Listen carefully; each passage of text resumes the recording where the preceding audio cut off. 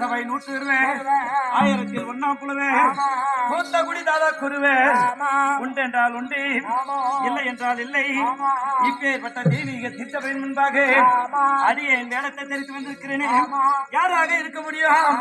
நான் யாரு? என்னுடைய பெயர் என்ன? எந்த குலத்தை சேர்ந்தவன்? ஏதாவது உனக்கு தெரியுமா? உன்னை பார்க்கிற போது நெத்தில பட்ட நெத்தில பட்ட கழுத்துல பட்ட செத்துமா போடுற சட்டை முன்னாடி பாத்ரூம் தட்டு சிவா வர்றாரு வரல 2000 ரூபாய் கேட்டா வீட்டுக்காரர் ஒரு அனுப்பிச்சு வர்றாங்க 2000 ரூபாய் வாத்தியார் கேட்டோம். ஓஹோ வீட்டுக்காரி கொண்டு வந்து வீட்டுக்காரி 2000 கொடுக்குறேன்னாரு. ஆமா அதான் போனவன் ஆட்சி வரலாம். அரகரா மகாதேவா காலகண்டாத்திரியாம் யாரு கண்முடியும் தொன்முடியும் தெரிந்த பராபரனே இப்படி வருகிற போது நான் இவ்வாறு பேசிக்கொண்டு வருகிறேனே நான் யாரு நான் எப்பேற்பட்டவன் நீடாடி உலகம் அரகரா நீடாடி உலகம் தண்ணி அங்க நிலையாகவே நிற்கிறேன்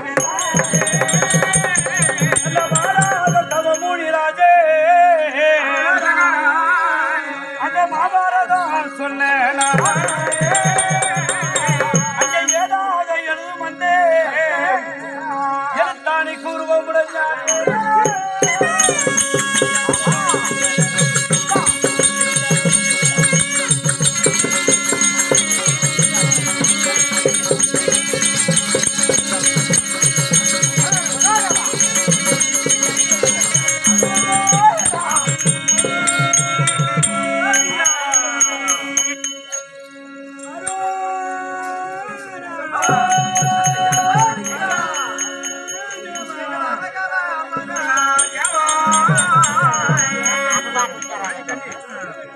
பார்க்க வராங்க. ஒரு 2 மணி நேரம் டைம் கொடுக்கும். கேளும் கிழமை ஜெயமுபாலனங்களே கேளோ கேளோ ராஜனந்தன கேளோ 2 மணி நேரம் டைம் நீடு என்றால் என்ன ஆளிகை என்று சொன்னாலே ஆமா கண்ணாடி கண்ணாடி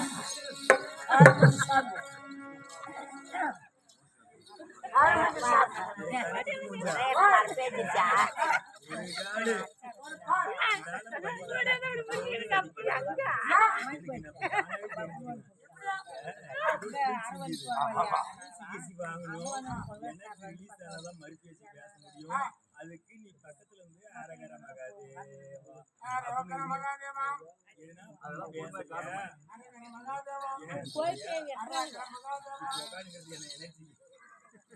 கேளோ கேளோ ஜனமே ஜெயமுபாலனங்களே நீதி என்றால் என்ன ஆளிகை என்று சொன்னாலே ஆதி நாளையிலே நீதி என்று சொல்லக்கூடிய உலகமாகப்பட்டது இந்த உலகமாகப்பட்டது எங்கு பார்த்தாலும் நிர்மயமாக இருந்ததோ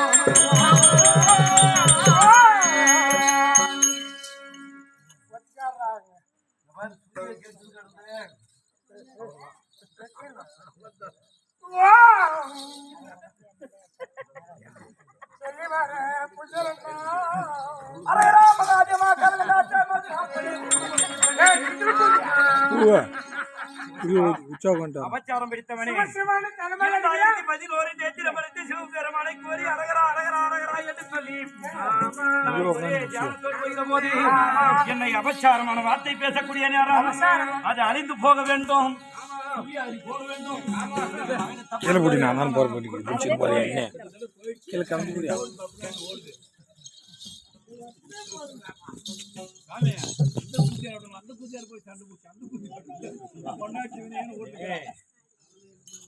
எல்லாம் வேணும் ஆபரேஷன் பண்ணிக்கலாம். எதையும் நீ நம்பினாலே ஆனா கூத்தியார நம்பி போனால் கிருஷ்ணகிரி பஸ் ஸ்டாண்டுக்கு ஞாபகம் வச்சுக்கோ. நாங்கெல்லாம் என்னைக்கோ திரும்பிட்டோம்.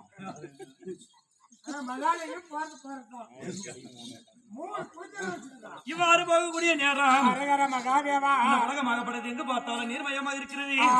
நீர்மயமாக இருக்கிற போது ஆனால் முக்கால் பாகம் நீர்மயமாக இருக்கிறதா, கால் பாகம் மண்மேடாக இருக்கிறதா. அந்த மண்மேடாக இருக்கிற போது அந்த சமுதிரமாகப்பட்டது ஓம் ஓம் என்று சொல்லி அந்த இலையாகப்பட்டது கரைக்கு தனக்கு தானே மோதி திமீர் திமீர் திமீர் திமீர் திமீர் திமீர் என்று எரிந்து கொண்டிருக்கிறது. அப்படி திமீர் திமீர் என்று எரிந்து கொண்டிருக்கிற போது ஆணலையும் பெண்ணலையும் ஒன்றாக சேர்ந்து அந்த அலையாகப்பட்டது ஓம் என்று சொல்லக்கூடிய வாஞ்சாரம் தோன்றி ஓங்காரத்தில் ரீங்காரம் தோன்றி ரீங்காரத்தில் சக்தி தோன்றினால் இந்த உலகமாக எந்த ஒரு ஜீவனம் இல்லாமல் உலகத்திலே முதல்ல எந்த ஒரு ஜீவனம் கிடையாது. பால் கொடுக்கறதுக்கு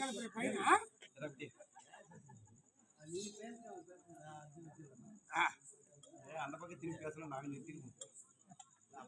வெத்தலை புகழ பார்த்தோம்னா இப்படி கையிட்டு புகழன்னா எத்தனை இப்படி ஆ பார்த்தோம்னா இப்படி இந்த மகனுக்கு போறாமே தெரியுது. அவர் இருக்கிற போது சரக்கண்ண இப்படி ஆதி நாளையிலே பார்க்கின்ற வேளையில் ஓம் என்று சொல்லக்கூடிய அச்சரத்திலே முதலாக இந்த உலகத்திலே எந்த ஒரு உயிரினமும் கிடையாது. ஆடு மாடு கோழி என்ற ஒரு ஜீவனும் கிடையாது. இந்த உலகத்திலே முதல் பிறந்தவள் யாரு? ஆதி என்று முதல் சொல்லக்கூடிய அங்க சத்தியானவர் முதலாக தோற்றமளித்தது யாரு? ஒரு பெண்மணியின் சத்தியானவள் தான் அகோர ரூபத்தோடு பிறந்திருக்கிறாளா?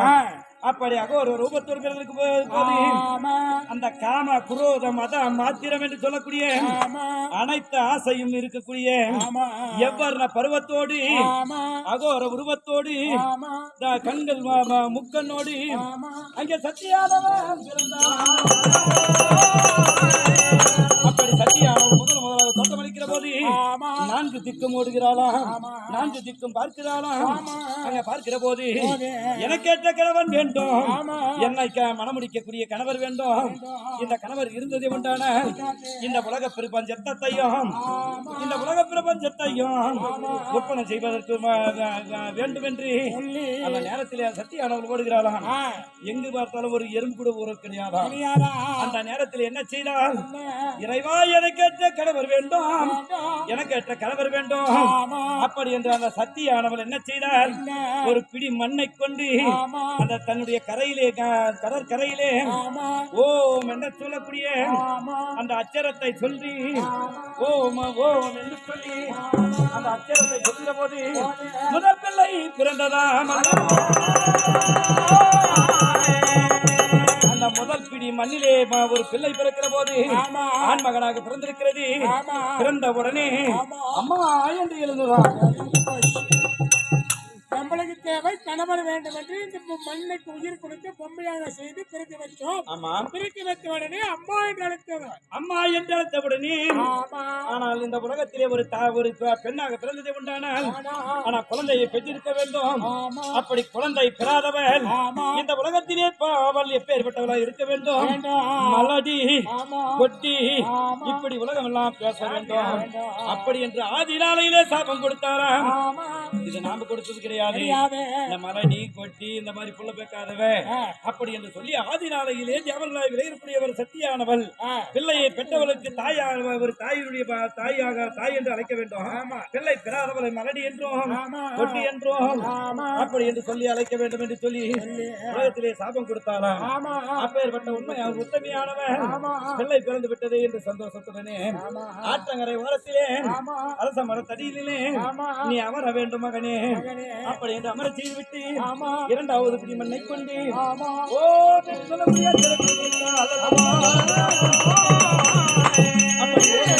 அச்சரத்தை குறைத்து அந்த அச்சரத்திலே இருந்து இரண்டாவது ஒரு ஆண்மகனாய் விளைவிக்கூடியவர் அழக முகத்தோடு அங்க பிறந்துமே நின்றார் அல்லவா.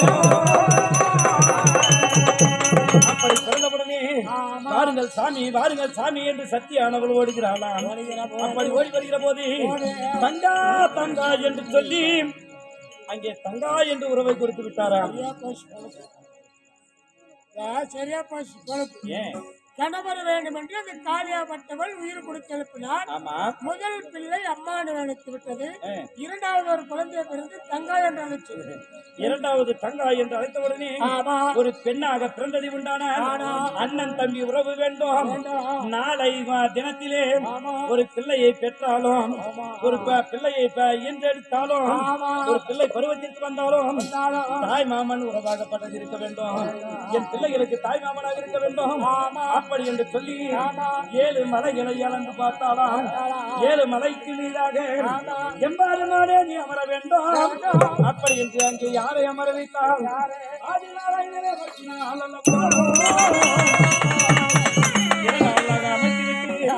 இறைவா நான் என்ன பாவம் செய்தேன்? இந்த உலக பாமர மக்களை நான் படைக்க வேண்டுமானால் இந்த உலகை ஒப்பனை செய்ய வேண்டுமானால் எனக்கு ஒரு ஆண் துணை வேண்டும். அந்த ஆண் துணை வேண்டுமானால் எனக்கேற்ற ஆண் மகன் வேண்டும். என்னை திருமணம் அளிக்கக்கூடிய கணவர் வேண்டும். அப்படி என்று சொல்லி ஓம் நமச்சிவாய என்று அங்க பஞ்சாட்சர மந்திரத்தை அவர் உபகரித்து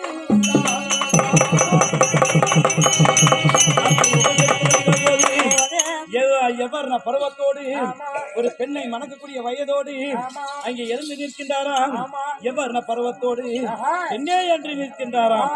பெண்ணே என்று சொன்னவுடனே பாருங்கள் சுவாமி, பாருங்கள் நாதா, பாருங்கள் நாதா, அப்படி என்று அந்த அம்மையார் ஓட, அவர் பின்னே ஓட, அவர் பயந்து ஓட. ஆனால் கேளுங்கள் சுவாமி, உங்களை நான் படைத்தது நானாதான். ஆனா உன்னை அழைக்க மாட்டேன், உன்னை சாப்பிட மாட்டேன். என் உருவமாக ஒரு உருவம், ஆனால் எனக்கு கணவராக நீ வேண்டும். அதனால வாருங்கள் சாமி சேரலாம், வாருங்கள் சாமி சேரலாம் என்று வருகிற போது கிளம்புறா ஓட்டு போட்டியே இல்லை, ஓட்டு போட்டியே இல்லையா? அப்பொழுது என்ன நடக்கிறது? அந்த நேரத்திலே அம்மா உன்னை மணக்க வேண்டுமானால், ஒரு கணவராய் ஒரு ஆண்மகனாக நான் உன்னை மணக்க வேண்டுமானால் உன்னிடத்தில் இருந்து எனக்கு ஒன்று தட்சணமாக வேண்டும். தட்சணை முதலாக தட்சணை, அதற்கு பின்னால் தான் சீதனம், அதுக்கப்புறம் தான் வரதட்சணை. என்ன முதலாக தேவர்கள் தட்சணை என்று சொல்லக்கூடிய உன்னிடத்தில் இருக்கக்கூடியது எனக்கு ஒன்று தட்சணமாக கொடுத்ததை விட்டானால் உன்னை திருமணம் செய்து கொள்கிறேன் அப்படி என்று சொல்லி அங்கே சொல்ல அந்த நேரத்திலே, ஆனால் என்ன வேண்டும் சுவாமி, என்னிடத்தில் இருந்து என்ன வேண்டும் அப்படி என்று அந்த சத்தியத்திலே கேட்கிற போது அந்த சத்தியானவர்களிடத்தில் கேட்கக்கூடிய நேரம் அவர் சொல்கிறாரா சிவபெருமான், அம்மா எனக்கோ பிறந்து இருக்கக்கூடியது 2 கண்கள், ஆனால் உனக்கோ இருப்பது முக்கண்ணு. ஆனா ஆதி நாளையிலே யாரு கூப்பிடுவாங்க, ஆனா தேங்காய்க்கு இன்னைக்கு யார் பேர் சொல்றாங்க, பேரதான் சொல்லுவாங்க, முக்கண்ணீஸ்வரி.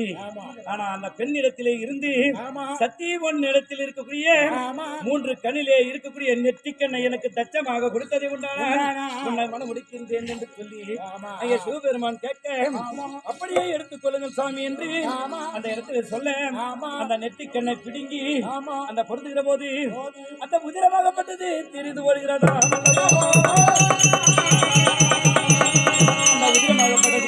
ஆறாக வருகிற போது அங்க சிவபெருமானுக்கு அந்த நெத்திக்கண் வைத்த உடனே உடல் எல்லாம் சூடாகி விட்டதா.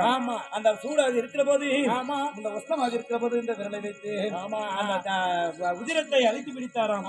அந்த உஷ்ணத்தோடு இருக்கிற போது அந்த உதிரமாகப்பட்டது வட்டமாக தொவிந்து நெத்தியிலே சிவப்பாக நின்றவுடனே நாளை பாமர மக்களாய் விலகக்கூடியவர்கள் மனம் முடித்ததே உண்டான கணவனை கட்டி சுமங்கலியாக இருக்கக்கூடிய பெண்மணிக்கு இதுவே ஒரு திலோதமாக இருக்க வேண்டும், குங்கும பொட்டாக இருக்க வேண்டும் என்று அவர் சாபம் சபித்து பரமதி கொடுத்தார். அப்படி வரத்தை கொடுத்தவுடனே அந்த இடத்தில் இருந்து அவர் என்ன செய்தார், இப்பிறவிலே உன்னை மறக்க முடியாது. காரணம் என்ன, ஒரு பிள்ளையை பெற்றதை உண்டானால் அந்த பிள்ளையை பெற்றவள் என்ன முறையாக வேண்டும்.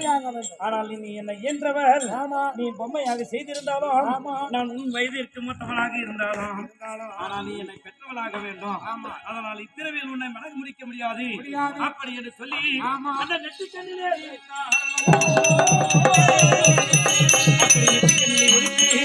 சாம்பலாக்கி உடனே தச்சகனுக்கு பிள்ளையாக பிறக்க வேண்டும், தக்கனுக்கு பிள்ளையாக பிறக்க வேண்டும். அடுத்த பிறவிலே உன்னை மனதில் முடிக்கிறேன் என்று சொல்லி அங்கே வரத்தை கொடுத்து சாபத்தை கொடுத்தாராம். அப்படி வரத்தை கொடுக்கிற போது அடுத்த பிறவிலே மனம் முடிக்கிறேன் என்று அந்த இருக்கின்ற வேலையிலே அடுத்த பிறவி பிறந்து சிவபெருமான் பார்வதி அம்மையாராகவும் செம்மையோடு வாழ்ந்து வருகிற போது அங்கே என்ன நடந்தது, தேவர்கள் எல்லாம் ஒன்றாக இருந்தார். யாரே காத்தல் அழித்தல் படைத்தல் என்று சொல்லக்கூடிய சிவபெருமான் ஒன்று, வைகுந்த வாசன் 2, 3வது பிரம்மதேவன், மும்மூர்த்தி தேவர்களும் ஒன்றாக சென்று இந்த உலகத்திலே வாழ வேண்டுமானால், செம்மையோடு இருக்க வேண்டுமானால், அசுரர்கள் இன்னல் இருக்காமல் இருக்க வேண்டுமானால், நமக்கு 5 அழியாமல் இருக்க வேண்டும். என்னென்ன நரை திரை முப்பு சாக்காடு என்று சொல்லக்கூடிய பிணி, இது 5 சாவு வரக்கூடாது, உடல் சுருக்கம் வரக்கூடாது, சளியை பிடிக்க கூடாது, சரிதான் பெரிய காயலா, இப்பேற்பட்ட காயலா எந்த ஒரு இதுவும் வரக்கூடாது அப்படி என்று சொல்லி என்ன செய்தா, அந்த நேரத்திலே திறப்பாக்கடலை பாண்டவாக வைத்து மகமேரியாக வைத்து காசி என்று சொல்லக்கூடிய பாம்பை கைதாக போட்டி அங்க அமிர்தம் கலைந்தார்கள். அப்படி அமிர்தம் அதை கலைகிற போது அந்த நேரத்தில் என்ன செய்தார், அதே தேவரையிலே இருங்கள். ஆமா உங்களுக்கு தேவைப்படுவது எங்களுக்கும் தேவைப்பட வேண்டும் என்று ஆமா அசுரர்கள் ஓடி வந்து நிற்கிற போது ஆமா ஆனால் உங்களுக்கு வேண்டுமானால் ஆனா தலைபுறத்தை பிடிங்க. தலைபுறத்தை அசுரர்கள் தலைப்புறமாக பிடிங்க. நாங்கள் வாழ்புறத்தை பிடிக்கின்றோம். ஆமா அப்படின்னு மாறி மாறி கிடைக்கிற போது ஆமா அந்த நேரத்தில் கடைய ஆமா அங்க என்னென்ன காமதேனு ஆமா கற்பக விருச்சம் ஐராவதம் ஆமா மதுமநிதி ஆமா சங்கிநிதி வெள்ளை யானை வெண் புஷ்பம் இப்படி சொல்லக்கூடியது பிறந்து கொண்டே இருக்கிறதா. ஆமா இழுத்து கடைய ஆமா அங்க என்ன பிறந்தது? என்ன வேதமாக பார்த்தது.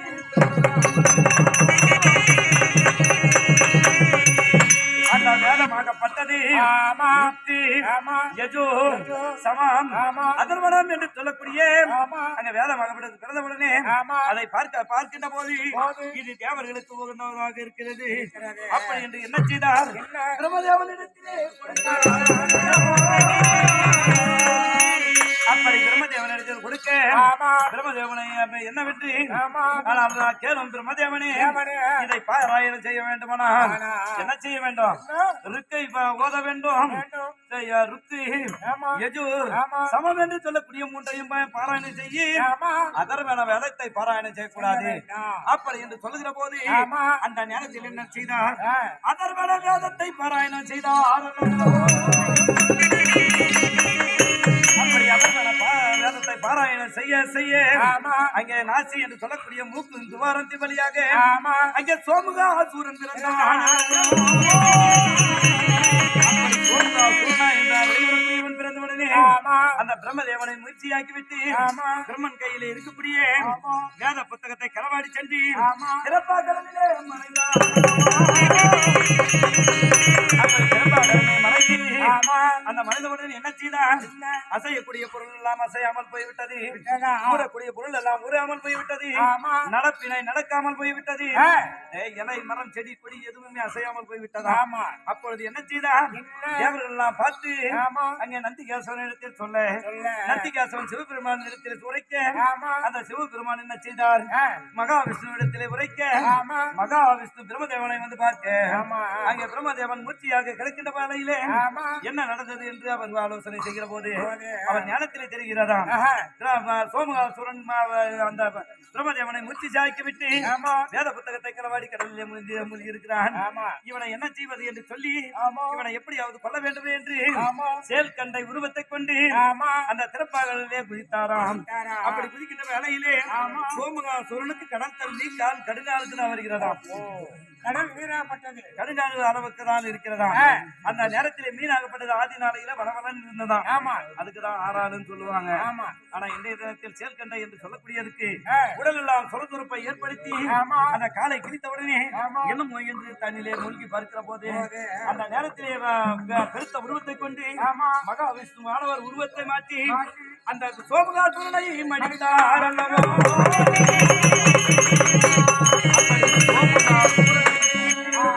அந்த வேத புத்தகத்தை கொண்டு வந்து பிரம்மதேவனத்திலே கொடுக்க பிரம்மதேவன் பிரித்து பார்க்கிற போது சோமகாசூரன் கைப்பட்ட மாத்திரத்தில் வேதங்கள் மாறி இருக்கிறது. வரிகள் சிக்கப்பட்டு இருக்கிறது. எழுத்துக்கள் மாறியும் ஏடுகள் மாறியும் இந்த வேதமாகப்பட்டிருக்கிறது. இதை பாராயணம் செய்ய முடியாது. இதை பாராயணம் செய்ய வேண்டுமானால் சிக்கலை எழுத வேண்டும். அப்படி என்று சொல்ல சிவபெருமான் இடத்திலே சென்ற உடனே சொல்கிற போது அங்கே யாரை அழைத்தார்? சக்தி மகன் பராசர், பராசர் மகன் வியாசர், அந்த வியாசர் பகவானை அழைத்தார். அப்படி வியாசர் பகவானை அழைத்து அந்த வேத புத்தகத்தை பார்க்கிற போது அங்கே வியாசர் பகவான் படித்து பார்க்கிற போது சுவாமி இதை படிக்க வேண்டுமானால் இதை எழுத வேண்டுமானால் ஒருவர் ஓதவும் ஒருவர் எழுதவும் இருக்க வேண்டும். அதனால என்ன செய்ய வேண்டும்?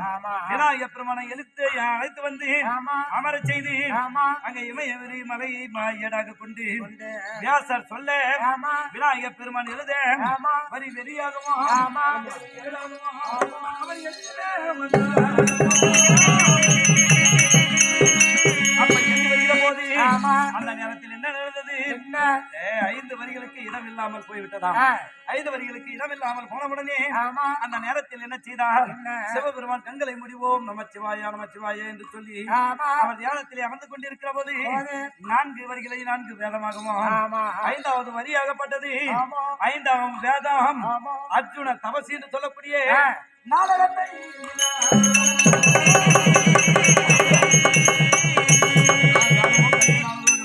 கற்றோர்க்கெல்லாம் இப்படி சொல்லுகிற போது இந்த நேரத்திலே இந்த வேதத்தை எழுதி முடிக்கிறாராம். எழுதி முடித்துக் கொண்டிருக்கிற போது அந்த நேரத்தில் பார்த்தா இது அனைத்து முடிந்து விட்டது என்று சொல்லி முடிந்தது அப்படி என்று சொல்லி எழுதி முடித்த உடனே அவர் இடத்திற்கு சென்று விட்டாராம். இவ்வாறு இருக்கிற போது நீ நம்ம திரும்பி பாக்குறியா? 5ஆம் வேதத்துக்கும் உனக்கு என்ன சம்மதம்? நீ வரி வரியாக இவ்வளவு விளக்கமா சொல்றேனே. 5ஆம் வேதத்துக்கு உனக்கு என்ன சம்மதம்? யாரு எந்த ஊரு பேரு ஒப்பாமா யார்?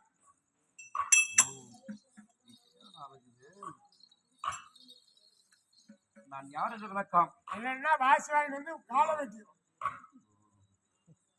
சரி சொல்லு போலாம். பரிசுல போட்டு தர்றாங்களோ 4 ரோடு போறாங்க யாரோ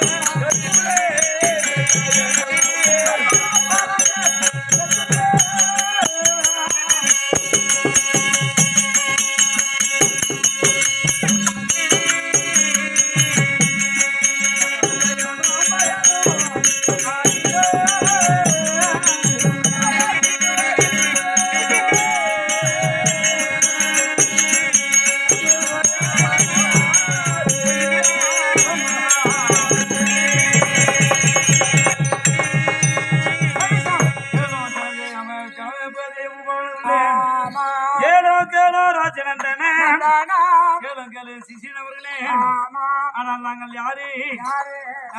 இந்த இலக்கத்தை தோன்றக்கூடியவன் யாரு? சூரிய பகவான். ஆமா, ஆனா இரவு நேரத்திலே தோன்றி வருகிறாரே சந்திர பகவான். ஆமா, குலமோ சந்திர குலம். சந்திர குலத்திலே முதல் முதலாக தோற்றம். ஆமா, சந்திர சந்தான முறையிலும் 36 தலைமுறை 37வது தலைமுறை ஆமா யாரு யாரு எங்கள் பெரிய அண்ணாவாய் விளருக்குடியே ஆமா தர்மபுத்திர மகாராஜ் இருக்கும் ஆமா வேமனுக்கு இளையோ ஐயோ ஆனா இருவருக்கு மூத்தோன் ஆனா என் பேரு வேறு அர்ஜுனன்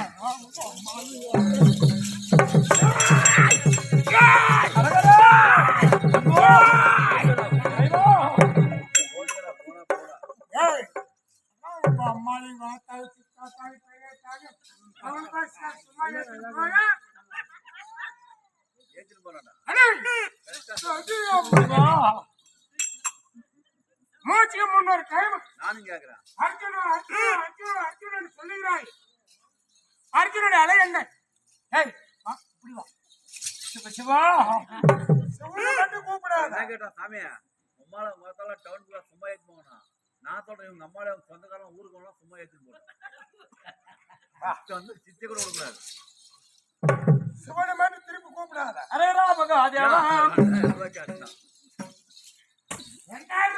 ஆர்டர் பண்றாங்க முன்னே அரகரா அர்ஜுனுடைய அழகு என்ன அவருடைய அந்தஸ்து என்ன அவருடைய மேடைகள் என்ன எல்லா அழகும் மறைக்கலாம் ஆமா ஆனா அவனோட முதுகுல இருக்கக்கூடிய மச்சராக மறைக்க முடியாத அழகு அப்பே முதுவான வந்து முதுவா பலிபடுத்தோம் அதனால அர்ஜுனோட சொல்லுகிறாய் அர்ஜுனா இருந்தாலும் இது என்ன வேடம் ஆதி நாளையிலே நாங்கள் எவ்வாறு வாழ்ந்து கொண்டிருந்தோம் ஆனால் நாங்கள் நாட்டிலே செம்மையோடு வருகிற போது ஆமா நாங்கள் வாழக்கூடிய நேரத்திலே குருகுலத்தை ஐவர் ஆடியே சூதி நாளே எங்கள் பங்கும் பங்காளி பாதி நாடு நாயாடி பஞ்சகனாய் வெளியேறக்கூடிய குருடன் மகன் திருடன் ஆனா துரியோதனன் வைத்த சட்டம்